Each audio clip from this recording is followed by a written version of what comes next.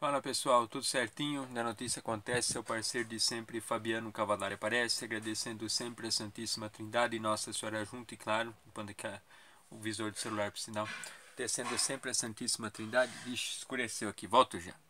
Não sei se a iluminação ajuda, porém, enfim, descendo sempre a Santíssima Trindade, Nossa Senhora junto, todos vocês que estão conosco no canal.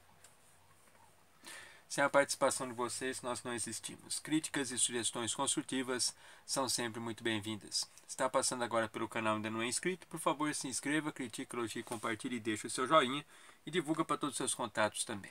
Uma notícia extra que não está nas fichas, de 3 vídeos, 3 assuntos que não deu para gravar ontem no celular por causa de falta de espaço, é que o canal Ricardinho Lima, Ricardinho com C, Lima com I, pretende fazer um tributo aí ao Raul Seixas, né? Parece que ele completaria aniversário, se não me engano, algo assim. Grande maluco, beleza. Então, ele pediu para divulgar. Me mandou ontem, a primeira vez, às 4 horas e 46 minutos da tarde de ontem, segunda-feira, dia 29 de junho de 2020, no WhatsApp. Então, pessoal aí no YouTube, Ricardinho Lima fazendo tributo para o Raul Seixas. Perguntei às 7 horas da noite adentro de ontem também, por sinal.